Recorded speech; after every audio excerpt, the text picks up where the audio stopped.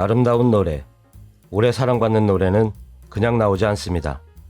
작사가와 작곡가, 노래를 부르는 가수가 기쁨과 슬픔, 인생의 고비마다 쌓이고 쌓인 생각과 감정이 가슴에 와닿는 가사와 아름다운 멜로디로 나옵니다. 우리가 하는 말에도 색깔이 있고 문장에도 냄새가 있습니다. 거기에는 가늠할 수 없는 인생의 무게도 담겨 있습니다. 김신혜는 심심과 열심에서 말합니다. 글 쓰는 사람에게 필요한 덕목 중 하나는 적당량의 비관주의라고 생각한다.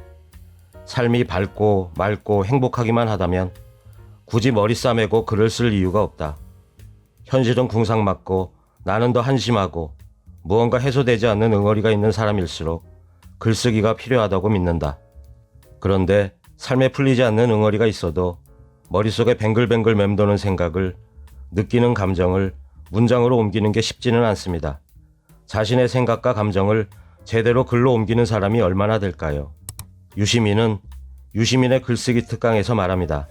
글을 쓰려면 어휘를 많이 알아야 한다. 어휘가 부족하면 같은 단어와 표현을 반복해서 쓸 수밖에 없다.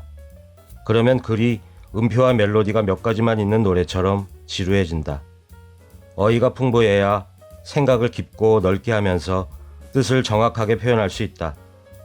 그런데 어휘가 풍부하다는 것은 단순히 단어를 많이 아는 것과는 다르다. 단어의 어울림, 단어의 궁합을 알아야 한다.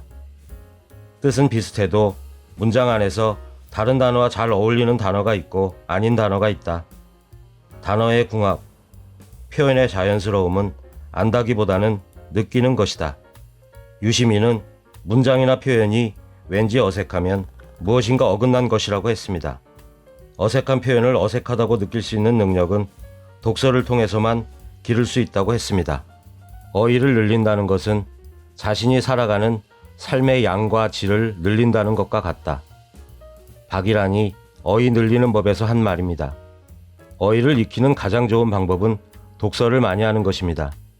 책을 읽다 보면 어휘의 개념이 머릿속에 쌓이고 쌓입니다. 그래서 결국 어휘를 늘린다는 것은 자신이 살아가는 삶의 양과 질을 늘리는 것과 같습니다. 우리에게는 감정이 있습니다. 그런데 그 감정을 말이나 글로 잘 표현하지 못합니다. 표현을 해도 덥다, 춥다, 예쁘다, 행복하다, 밉다, 힘들다, 슬프다, 우울하다, 아프다, 괴롭다, 부끄럽다, 서럽다, 이렇게 감정을 직접적으로 표현합니다. 유인창은 오늘부터 쓰면 된다에서 이렇게 말합니다. 아름답다 라는 표현은 그 자체로는 아름다움을 보여주지 못한다. 그 숲은 아름답다 라고 쓰면 아무런 느낌이 없다. 숲의 모습을 상세하게 표현해서 읽는 사람이 그 숲은 정말 아름답구나 하고 느끼게 해야 한다. 디테일을 살릴수록 글은 재미있고 생생해지고 꿈틀거린다. 디테일이 없는 글은 시든꽃이다. 김현수 작가도 우리가 보낸 순간에서 이렇게 말합니다. 30초 안에 소설을 잘 쓰는 법을 가르쳐 드리죠. 사랑에 대해 쓰지 말고 사랑할 때 연인과 함께 걸었던 길, 먹었던 음식, 봤던 영화에 대해 쓰세요. 감정은 절대로 직접 전달되지 않는다는 걸 기억하세요. 전달되는 건 오직 우리가 형식적으로 부를 만한 것뿐이에요. 이러한 사실을 이해한다면 앞으로는 봄의 시간을 내 특정한 꽃을 보러 다니고 애인과 함께 어떤 음식을 먹었는지, 그 맛이 어땠는지, 그날의 날씨는 어땠는지를 기억하려 애쓰세요. 강의 끝. 감정은 절대로 직접 전달되지 않습니다. 전달되는 건 오직 우리가 형식적으로 부를 만한 것뿐입니다. 그러니 사랑의 감정을 표현할 때도 구구절절 사랑하는 감정을 쓰지 말고 사랑하는 사람과 있었던 사실과 이유를 써야 합니다.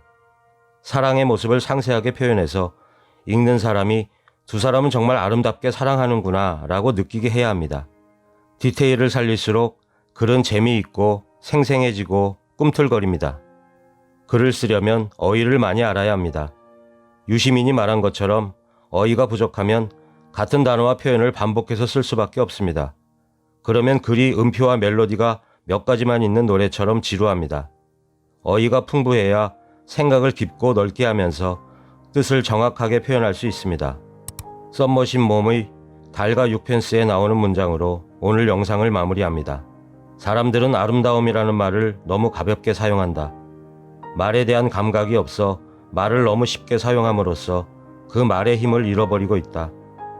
별것 아닌 것들을 기술하면서 온갖 것에 그 말을 갖다 쓰기 때문에 그 이름에 걸맞은 진정한 대상은 위엄을 상실하고 만다.